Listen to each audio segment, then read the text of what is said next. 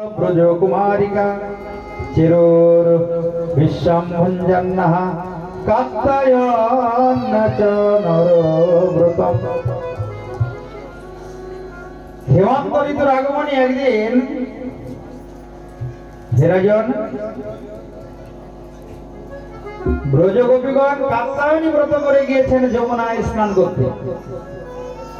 আর ভগবান লক্ষ্য করলেন যে যমুনায় নেমেছে তারা বিবস্ত্র হয়ে। এখন জলের মধ্যে তো নারায়ণের বাস, নারো অয়ন যস্য নারায়ণ। এক তো নারায়ণের চরণে অপরাধ হবে, জলদেবতা বরুণ দেবের চরণে অপরাধ। ভগবান তাদেরকে শিক্ষা দেওয়ার জন্য বস্ত্র হরণ লীলা করলেন। বস্ত্রগুলিকে হরণ করে কদম্বের ডালে বসলেন। ব্রজগোপীরা গিয়ে বলছে, হে প্রাণনাথ, আমাদের বস্ত্র দাও। বলছে, বস্ত্র দিতে পারি, তোমরা আজকে থেকে ভালো করে মনে রাখবে, বিবস্ত্র হয়ে কখনো সরোবরে নদীতে গঙ্গা যমুনায় অবগাহন করবে না, তাহলে জলদেবতা বরুণদেব এবং নারায়ণের চরণে অপরাধ হয়। তো তোমরা কাত্যায়নী ব্রত কেন করছো? প্রভু, তোমাকে প্রতিরূপে লাভ করার জন্য। কাত্যায়নী দেবীর কাছে আমাদের একটাই প্রার্থনা, কাত্যায়নী মহামায়ী মহাযোগীশ্বরী নন্দ গোপসতাম দেবী পতিকে মে কুরুতে নমঃ। হে কাত্যায়নী মহামায়া, তোমার চরণে একটাই প্রার্থনা, এই কৃপা করো আমরা যেন নন্দ মহারাজের পুত্র ওই নন্দনন্দন কৃষ্ণকে প্রতিরূপে লাভ করতে পারে। এইভাবে তারা প্রার্থনা করে। নিত্য যমুনার জলে স্নান করে বালুকার উপরে কাত্যায়নী দেবীর মূর্তি নির্মাণ করে কাত্যায়নী দেবীর চরণে ফুল দেন আর প্রার্থনা। কাত্যায়নী হলো যোগমায়া। সুখদেব গোস্বামী রাজা পরীক্ষিতকে বলছেন, রাজন, একদিন ভগবান গিয়েছেন গোচারণে সখাগণ নিয়ে। কোন সখগণের মা সেদিন খাবার দেয়। ক্ষুধায় কাতর হয়ে সখাগণ কৃষ্ণকে বললেন, কানাই, আজকে তো আমরা খাবার আনি, তাহলে আহারাদির ব্যবস্থা কর। ভগবান বললেন, অদূরেই ব্রাহ্মণগণ যজ্ঞ করছে, তাদের কাছে গিয়ে বল কৃষ্ণ বলরাম ক্ষুধার্ত, তাদের সেবার জন্য কিছু দান কর। ব্রাহ্মণগণ বললে, একদম হবে না। কেন? না, যজ্ঞ সম্পন্ন হয়নি, আমরা কি করে দান করব? ভগবান সখাদের বললেন, তোরা যা এবার ব্রাহ্মণীগণের কাছে যা। কেন? মায়েদের মন একটু কোমল হয়, দেখবে দান দক্ষিণা ভক্ত সেবা একটু মায়েরাই বেশি করে। বলো রাধা রানী কি? কারণ রাধা রানীর অংশভূতা তো মায়েদের মন একটু কোমল হয়। তবে সব মা নয়, যারা ভাগবত শোনে তারা। অনেক মা জননী আছে ঘরে টিভি দেখবে, মোবাইল দেখবে, কিন্তু ভগবানের কথা শুনবে। তারপরে অখাদ্য কুখাদ্য খাবি আর উল্টো পাল্টা ড্রেস পরে ঘুরে বেড়াবে। ওগুলো হচ্ছে রাক্ষসী। ভাগবত তাদেরকে রাক্ষসী বলেছে। ওগুলো কিন্তু মা হওয়ার যোগ্য নয়। ওদের গর্ভে কোনোদিন কোনো সুসন্তান ভক্ত সন্তান আসবে না। মায়ের মন যেমন হয়, মায়ের চিন্তা যেমন হয়, তার গর্ভের সন্তানও ঠিক তেমন। ভক্তিমতী মা যারা, যাদের মনে ভক্তি আছে ভগবানের প্রতি, তারাই প্রকৃত মা ডাকের যোগ্য। আর ওগুলো সব রাক্ষসী, তাদের গর্ভে রাক্ষসী জন্ম, রাক্ষস, তাদের গর্ভে কখনো ভালো সন্তান আসবে না। তাই ভগবান শ্রীকৃষ্ণ বললেন সখাগণকে, যা ব্রাহ্মণীগণের কাছ থেকে ভিক্ষা করে নিয়ে আয়। ব্রাহ্মণীগণ যেই শুনলেন কৃষ্ণ বলরাম মধুরে গোচারণে এসেছে, তারা ক্ষুধার্ত, বললেন আমরা ভিক্ষা দেব না, নিজে হাতে নৈবেদ্য প্রস্তুত করে গিয়ে সেবা দেব। ব্রাহ্মণীগণ কৃষ্ণের চরণে এসে উপস্থিত হওয়ার জন্য তৈরি হচ্ছেন। ব্রাহ্মণগণ বাধা দিলেন, এই আজকে যজ্ঞ হচ্ছে, আঙ্গিরস নামক যজ্ঞ, এই যজ্ঞে তোমরা উপস্থিত না হয়ে কৃষ্ণ বলরামের কাছে যাচ্ছ? একদম যাবে না। যদি কথা অমান্য করে যাও তাহলে আর তোমাদেরকে ঘরেই ঢুকতে দিবে। ব্রাহ্মণীগণ চিন্তা করলেন, রাখে হরি মারে। কেউ যদি ভগবানের ভক্ত হয়ে যায় কোনো মা, তাকে ভগবান রক্ষা করে। সমস্ত বাধা বিপত্তি থেকে ভগবানই রক্ষা করে। যে মাতৃগর্ভে রক্ষা করেছে, জন্ম নিয়ে কি খেয়ে বাঁচবে সেই ব্যবস্থা যিনি করেছেন, আলো বাতাস জল দিয়ে যিনি বাঁচিয়ে রেখেছেন, তিনি কি বিপদ ভঞ্জন মধুসূদন হয়ে ভক্তকে বিপদ থেকে রক্ষা করবেন না? তাই ভগবান সদা সর্বদা রক্ষা করেন। ব্রাহ্মণীগণ চলে গেলেন কৃষ্ণ বলরামের চরণে, সেবা দিলেন। সেবা আনতে বললেন, প্রভু তোমার কাছে এসেছি স্বামীর কথা মান্য করো। তারা বলেছে আমাদেরকে আর ঘরে ঢুকতে দেবে। ভগবান বললেন, কোনো চিন্তা নেই, তোমরা নিশ্চিন্ত ঘরে ফিরে যাও। বলছে, না প্রভু, আমরা তোমার চরণেই থাকছি। ভগবান বললেন, এখন যদি চরণে আশ্রয় দিই ঠিক হবে না, তোমরা আমাকে প্রতিরূপে পাবে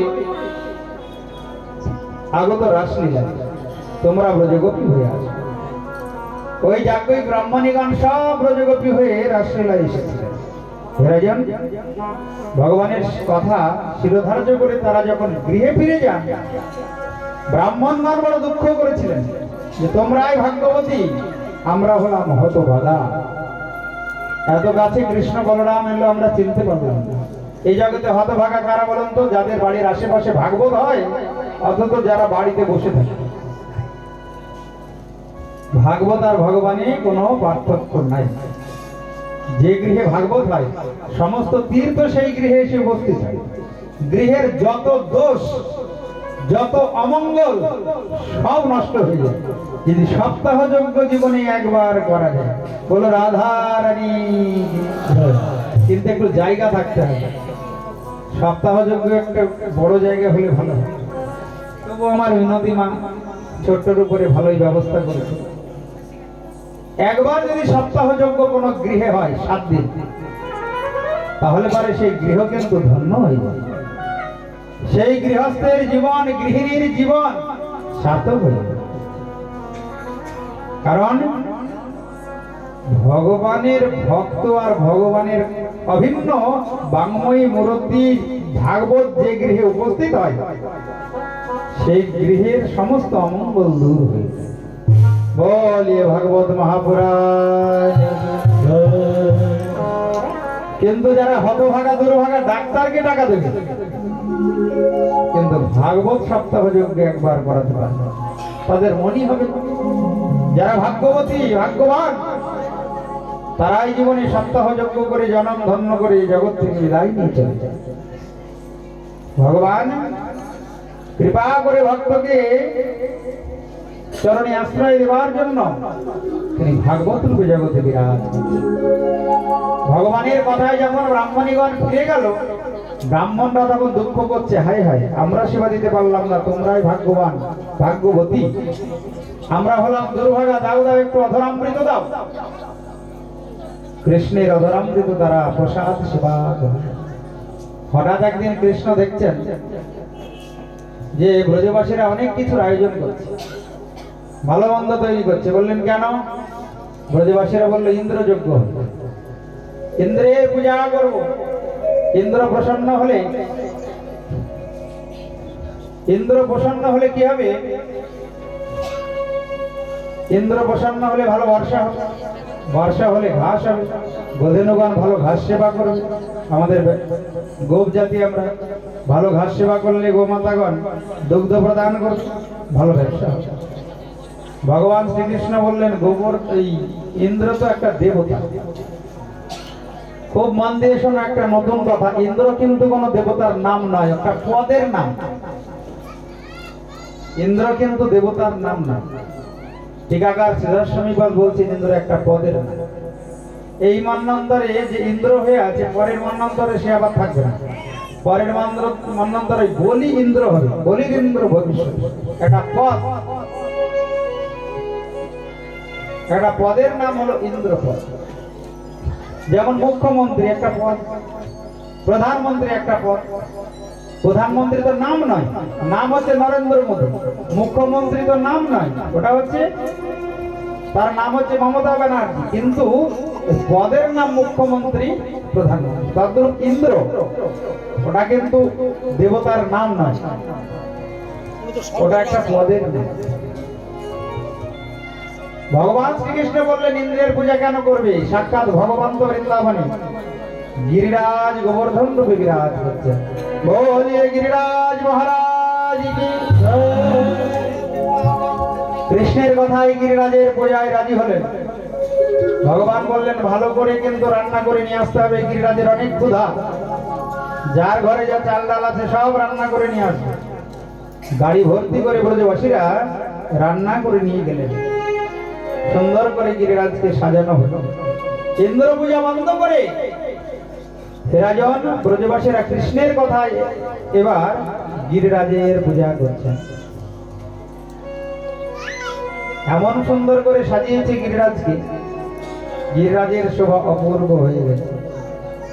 শ্রী গোবর্ধন মহারাজ মহারাজ तेरे माथे मुकुट विराज श्री गोवर्धन महाराज महाराज तेरे माथे मुकुट विराज तेरे माथे मुकुट विराज रहो तेरे माथे मुकुट विराज रहो श्री गोवर्धन महाराज महाराज तेरे माथे मुकुट विराज रहो श्री गोवर्धन महाराज महाराज तेरे माथे मुकुट विराज रहो।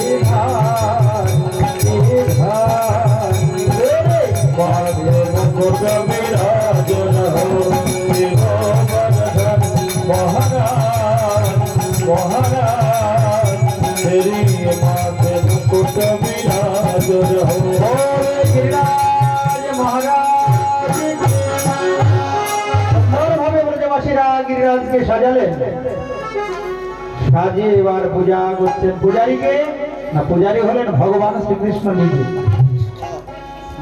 ভগবান বলেছেন দেখো গিরিরাজ কিন্তু সাক্ষাৎ ভগবান বিষ্ণু, ভগবান হয়ে ভগবানের পূজা করছে। এই হলো ভগবানের লীলা। তিনটি পর্বত, তিনজন দেবতা হয়ে বৃন্দাবনে বিরাজ করছে, ব্রহ্মা বিষ্ণু মহেশ্বর। ব্রহ্মা হলেন ব্রহ্মাচল পর্বত, ওই ব্রহ্মগিরি অর্থাৎ বর্ষানা। বিষ্ণু হলেন গিরিরাজ মহারাজ গোবর্ধন, গিরি গোবর্ধন পর্বত।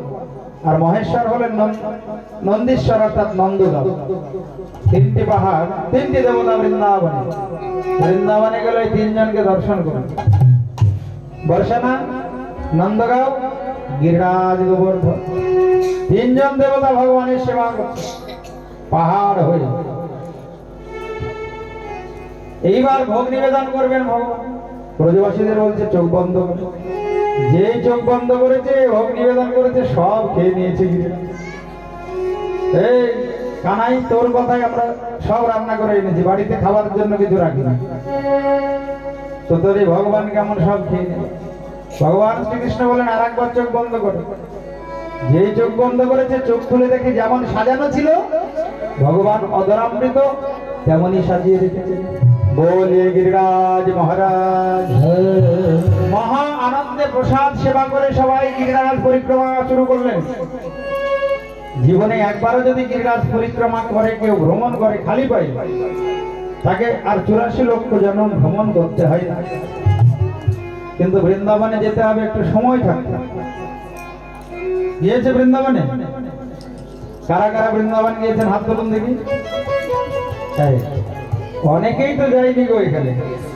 তাহলে সামনে একটা সুযোগ আছে।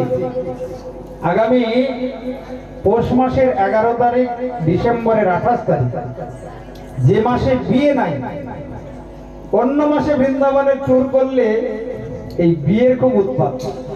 আমার ছেলের বিয়ে, ছেলের বন্ধুর বিয়ে, তারপরে মাসির মেয়ের বিয়ে, এইসব শুরু হয়ে যায়। ওই জন্য পৌষ মাসে ব্যবস্থা করা হয়েছে যেখানে বিয়ে শাদী। যারা যেতে চান বৃন্দাবন, গিরিরাজ পরিক্রমা তো হবেই, দর্শন হবে, তার সঙ্গে হরিদ্বারও দর্শন হয়ে যাবে। অল্প সময়ে দুটো দর্শনের ব্যবস্থা করা হয়েছে। আমার কাছে ভিজিটিং কার্ড নিয়ে যোগাযোগ করবে।